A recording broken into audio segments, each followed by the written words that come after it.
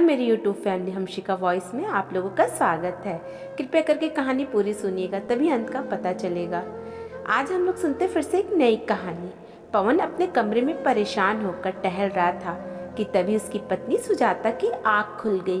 पवन को इस तरह कमरे में टहलते देखकर वो भी उठ बैठी। घड़ी की तरफ देखा तो रात के 2 बज रहे थे। इस समय पवन इतना परेशान होकर कमरे में टहल रहा था, ये सोचकर सुजाता को बड़ी हैरानी हुई, जबकि दिन भर में पवन ने बिल्कुल भी आराम नहीं किया था।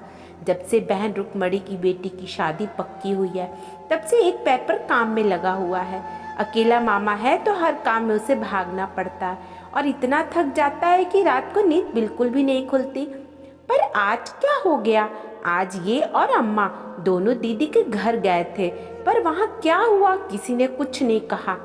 एक तो पवन उसे सारी बात बताता भी नहीं है। सोचते सोचते सुजाता ने पवन से ही पूछ लिया, क्या बात है जी, आपको नींद नहीं आ रही है? पर पवन तो जैसे अपने ख्यालों में खोया हुआ था, उसने ध्यान ही नहीं दिया। सुजाता ने दोबारा पूछा, तब उसने पलटकर इसकी तरफ देखा। कुछ कहा तुमने क्या? मैंने पहले भी वही पूछा था, अभी भी वही पूछ रही हूँ, आपको नींद नहीं आ रही है? आखिर बात क्या है? उसकी बात सुनकर पवन हल्का सा मुस्कुरा दिया और बोला, कुछ भी तो नहीं, बस नींद नहीं आ रही है। तुम सो जाओ, तुम भी दिन भर की थकी हुई हो। ये सुनकर सुजाता उसे एकटक देखती रह गई। तो पवन बोला, ऐसे क्या देख रही हो मुझे? भाई इंसान ही हूँ, कोई अजूबा नहीं हूँ जो इतनी हैरानी हो रही है। जानती हूँ आप इंसान ही हो, थके हुए तो आप भी हो, पर रात के 2 बजे कमरे में टहलने का मतलब क्या है? सुजाता ने उसे शक की निगाहों से देखा तो वो पलंग पर आकर बैठते हुए बोला, लो बाबा, सो जाता हूँ, ऐसे क्या देख रही हो? कहता हुआ पवन चादर तान कर लेट गया, पर सुजाता अभी भी वैसे के वैसे ही बैठी रही। उसने फिर पूछा, अरे आप मुझे बताओगे नहीं? क्या बात क्या है? रात के 2 बजे अपने कमरे में क्यों टहल रहे हो? किसी ने कुछ कहा क्या? कहीं अम्मा जी ने तो कुछ? कहते कहते सुजाता रुक गई। उसकी बात तीर की तरह बिल्कुल निशाने पर लगी थी। अम्मा का नाम सुनते ही पवन उठ बैठा। कुछ देर मौन रहने के बाद बोला, क्या करूं सुजाता, मुझे तो कुछ समझ ही नहीं आ रहा है। इस पगड़ी का बोझ उठाते उठाते थक गया हूं मैं। बाबा के जाने के बाद उनकी ये पगड़ी तो अब जान लेकर ही रहेगी मेरी। हाय राम, ये कैसी बातें कर रहे हो आप? मरे आपके दुश्मन। दिमाग में कुछ भी उटपटांग ख्याल आने से पहले आपने हमारे बारे में सोच लेना। आखिर हुआ क्या है, साफ साफ बताइए। पवन की बात सुनकर सुजाता अपने सीने पर हाथ रखते हुए बोली, तुम्हें तो पता ही है, जब से रुक्मणी दीदी की नेहा की शादी पक्की हुई है, तब से हर रोज़ वक्त बेवक्त दुकान बढ़ाकर मुझे उनके घर जाना ही पड़ता है। अगर 1-2 दिन ना जाऊं तो वो और जीजा जी अम्मा से मेरी शिकायत कर देते हैं और अम्मा बस अपना ही राग लेकर रोना शुरू कर देती हैं। कहती हैं कि तेरे बाबा की पगड़ी तेरे माथे पर बंधी है तो जिम्मेदारी भी तेरी ही हुई। याद रख, बहन को ससुराल में कुछ सुनना ना पड़े, पर इससे भी मुझे परेशानी नहीं है, मैं रोज चला ही जाता हूँ। पर आज तो, कहते कहते पवन रुक गया। तब सुजाता ने कहा, आज क्या हुआ? आज दीदी जिया जी ने मायरे की लिस्ट दे दी, और वो भी मेरे हाथ में नहीं, अम्मा के हाथ में बुलाकर। हाँ तो क्या हुआ, अम्मा को लिस्ट दे दी तो? मायरा तो हमें ही देना पड़ेगा, सुजाता ने कहा। तो पवन ने उसकी तरफ देखा और बोला, सही कहा तुमने, मायरा तो हमें देना ही पड़ेगा, लेकिन हमारे घर की शांति तो भंग कर दी। क्यों, ऐसा क्या मांग लिया उन लोगों ने? सुजाता ने हैरान होते हुए उसकी तरफ देखा। अरे क्या बताऊं, लिस्ट बनाने से पहले एक बार भी नहीं सोचा कि हमारे पास इतना पैसा कहाँ है। 51 बेस मंगवाने के बाद उनके पूरे परिवार के कपड़े मांगे हैं। ऊपर से कहा है कि दीदी जब आरती के लिए आएंगी तो सोने का गहना और 21,000 नगद थाली में रखना। ये मेरे ससुराल में और मेरे मायके की इज्जत है। हे भगवान, इतना सब मांगा, हम कहाँ से कर पाएंगे इतना? आपने क्यों नहीं कुछ कहा? सुजाता बीच में ही बोल पड़ी। उसकी बातें सुनकर पवन बोला, मैंने भी कहा था कि इतना सब हम कुछ कैसे कर पाएंगे, पर दीदी ने तो अम्मा को इमोशनल ब्लैकमेल करना शुरू कर दिया। वही हमेशा का राग, बाबा की इज्जत का सवाल है कि अपने बाबा की इज्जत के लिए इतना सा नहीं दे पाएगा। अगर इतना सा भी नहीं कर सकता था तो बाबा की पगड़ी पहनी ही क्यों थी? तब तो बड़ी ही चौकी पर बैठ करके बाबा की पगड़ी पहनी थी। कहते कहते पवन चुप हो गया, पर सुजाता से ना रहा नहीं गया। उसने पूछा, दीदी की को तो छोड़ो, वो तो शुरू से ही लालची स्वभाव की हैं। आप तो ये बताओ कि अम्मा जी ने क्या कहा? अम्मा जी का नाम सुनते ही पवन की आंखों में आंसू आ गया। उसके आंखों में आंसू देखकर सुजाता ने उसके आंसू पोंछे और फिर पानी का गिलास लेकर पहले पवन को पानी पिलाया। पानी पीकर गिलास रखते ही पवन बोला, इसी बात का तो दुख है कि अम्मा हमेशा अपनी बेटी का ही पक्ष लेती है। कह रही थी कि अपने बाबा की इज्जत के लिए इतना सा भी नहीं कर सकता। आखिर तूने बाबा की पगड़ी पहनी है, उनकी जिम्मेदारियों को तूने अपने कंधे पर लिया है, तो अब ये तेरी जिम्मेदारी है कि तेरी बहन का मान सम्मान उसके ससुराल में रह जाए। जब मैंने कहा कि अम्मा ये मेरे बस की बात नहीं है, तो मुझ पर चिल्लाने लगी। पूरा का पूरा मकान अकेले ही हड़प लेना चाहता है, मेरी बेटी को कुछ भी नहीं देगा। कहते कहते पवन फिर से रो दिया। अब तुम ही बताओ सुजाता, मैं क्या करूं? थक गया हूं मैं इन सब से। मेरा भी परिवार है, बच्चे हैं, कमाई का जरिया सिर्फ वो एक दुकान है जिससे घर खर्च, बच्चों की पढ़ाई चलती है। वो भी कई बार दीदी और जीजा जी के सामने पेश होने के कारण बंद रहती है। उनकी जी हजूरी ना करो तो अम्मा खाना दुश्वार कर देती है। अकेला भाई है, अपनी बहन पर ध्यान नहीं देता है। बाबा की पगड़ी क्यों लेने के लिए पहनी थी? दीदी जिया जी को हर तीज त्योहार पर अम्मा को एक से बढ़कर एक सामान देती हैं, पर क्या अम्मा को नहीं दिखता है कि उनका बेटा हर त्योहार के पुराने कपड़े पहनता है? मेरी चप्पल तक कई बार घिसी हुई होती है। आखिरी बार अपने परिवार के साथ मैं कहाँ घूमने गया था, मुझे तो ये भी याद नहीं है, पर मेरे लिए तो कोई नहीं सोचता। बेटा हूँ तो क्या जिम्मेदारियों के बोझ तले दबकर जान दे दूँ? कभी बेटों के बारे में तो कोई सोचता ही नहीं है। थक गया हूँ मैं सबसे। लेकिन इस बार सुजाता ने पवन को रोने से नहीं रोका। आखिर जब मन का मवाद निकल गया तो पवन शांतिपूर्वक सो गया, पर सुजाता की आंखों से नींद कोसों दूर थी। आखिर अपने पति को अपने सामने रोता देखकर भला किस पत्नी को अच्छा लगेगा?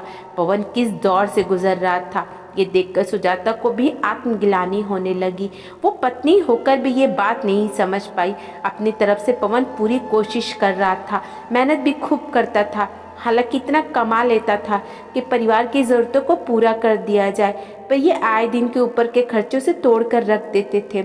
आखिर मध्यम वर्ग की भी तो एक सीमा होती है। अम्मा तो बस जिद करके बैठ जाती थी कि मेरी बेटी के ससुराल ये जाएगा तो ये जाएगा ही। जब एक बार उसने नौकरी करने के लिए कहा था तो पवन खुश हो गया था, पर अम्मा ने बहुत हंगामा किया था। आखिर 2 दिन तक घर में हंगामा होता देखकर पवन ने सुजाता को नौकरी करने से मना कर दिया।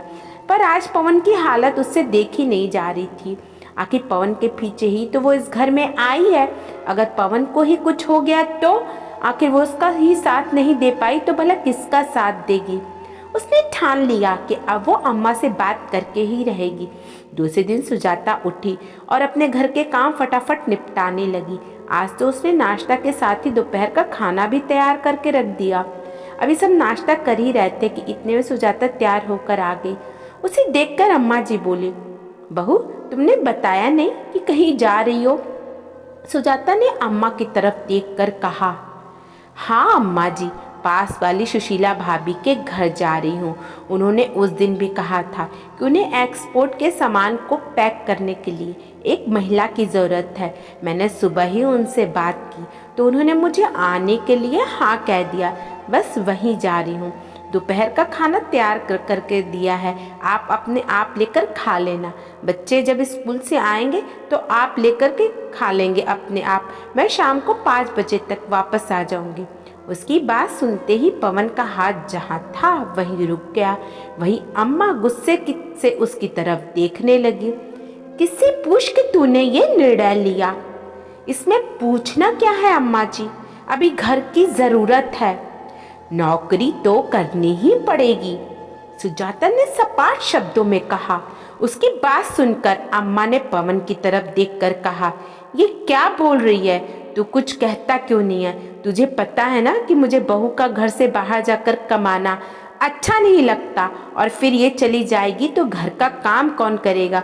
मुझसे तो इस उम्र में ये सब काम नहीं होता है। लेकिन इस बार पवन ने कहा, पर मुझे कोई परेशानी नहीं है अम्मा, अगर सुजाता बाहर जाकर 2 पैसे कमाना चाहती है तो कमा लेने दो, कम से कम मुझे 2 पैसों का सहारा ही लगेगा। और रही बात घर के काम की, तो हम दोनों मिलजुल कर लेंगे। कहकर पवन ने अपना नाश्ता खत्म कर दिया और दुकान के लिए खाना हो गया। वहीं सुजीता अपना बैग लेकर बाहर आई तो अम्मा उससे बोली, खबरदार घर के बाहर कदम रखा, अभी तो मैं जिंदा बैठी हूँ, मेरी इजाज़त के बगैर घर के बाहर नहीं जाएगी तू। क्यों नहीं जाऊंगी अम्मा? घर के खर्चे बढ़ रहे हैं, दुकान तो पूरे टाइम खुलती नहीं है क्योंकि दीदी जीजा जी के लिए इनको अपनी दुकान बंद करके वहाँ जाना पड़ता है। अगर नहीं गए तो आप खुद इनका खाना दुश्वार कर दोगी। ऊपर से अब ये मायरे का नया तमाशा कर शुरू कर दिया है। अरे मायरा देने में हम कोई परेशानी नहीं है, पर कम से कम क्षमता अनुसार तो मांगो, सुजाता ने पलट कर कहा। तो अम्मा चिढ़ गई। अच्छा, तो तुझे भी मेरी बेटी के दामाद दिख रहे हैं? वो दोनों तो तुम दोनों लोगों को सुहाते ही नहीं है। अरे अपने बाबा की पगड़ी अपने सिर पर बंधवाई थी पवन ने, तो जिम्मेदारी भी उसी की होगी ना। और ऐसा क्या मांग लिया मेरी बेटी ने? भूल मत, मकान पर मेरी बेटी का भी बराबर का हक है, वो तो तुम फटाफट डकारने को तैयार हो जाओगे, और मायरा देने में दोनों को रोना आ रहा है। अम्मा की बात सुनकर सुजाता हैरान रह गई। अब उसने अपना गुस्सा कंट्रोल नहीं हुआ उससे। अम्मा बेटी के प्यार में आपको बेटा नजर नहीं आ रहा है? बेटे का भी अपना पूरा परिवार है, उसके अपने परिवार के लिए भी जिम्मेदारियां हैं। उसकी आर्थिक स्थिति इतनी अच्छी नहीं है कि वो ये सब कर पाए। आपको खुद भी ये तो बातें सब अच्छे से पता है, फिर भी बेटे को ही दबाए जा रही हैं। अगर आपको ये लगता है कि हम ये मकान डकार जाएंगे तो आप अपने ही हाथों से इसे अपने बेटी के नाम कर दो, पर भगवान के लिए हमें खुश रहने दो। आपको शायद आपकी बेटी संभाल ले, लेकिन मेरे और मेरे बच्चों के लिए तो मेरा पति ही है। सुजाता की बात सुनकर अम्मा थोड़ा ढीली पड़ती हुई बोली, अरे बेटा, ये सब नहीं करेगा तो लोग बातें मनाएंगे। अम्मा की बात सुनकर सुजाता बोली, आपको लोगों की चिंता है अम्मा, अपने बेटे की नहीं है। कल रात आपका बेटा रो दिया, उसकी हालत क्या होगी इसका अंदाज़ा आप लगाइए। अगर कल को आपके बेटे को कुछ भी हो गया तो आपको ये लोग नहीं आएंगे हमें संभालने के लिए। बाबा की पगड़ी पहनाकर आपने जिम्मेदारियों के बोझ तले दबा दिया है उसको। भगवान के लिए उसे भी थोड़ी सांस लेने दो। बेटा पैसा कमाने की मशीन नहीं है। सुजाता अम्मा के सामने हाथ जोड़ते हुए बोली और वहां से चली गई। अम्मा को तो अक्सर बेटी दामाद की बातों में आकर लगता था कि मकान के चक्कर में ही बेटे बहू सेवा कर रहे हैं, पर आज तो बहू ने भी मकान बेटी के नाम करने के लिए कह दिया। आखिर अम्मा को एहसास हो गया कि उनकी बेबुनियाद की जिद ने उनके बेटे पर भारी पड़ रही है। आखिर अम्मा ने बेटी को फोन करके कह दिया कि मायरा उनकी क्षमता के अनुसार ही जाएगा, ना कि बेटी के ससुराल वालों की मांग के अनुसार। आखिर उन्हें भी अपना घर देखना है। दोस्तों, आपको कहानी ज़रूर पसंद आई होगी। यदि आपको पसंद आती है तो हमें कमेंट में अपनी राय दे सकते हैं। ऐसे ही नए नए मोरल स्टोरी के लिए हमारे चैनल को सब्सक्राइब करना बिल्कुल भी ना भूलें। अपना कीमती समय हमें देने के लिए आप सभी का तहे दिल से धन्यवाद। राधे कृष्णा।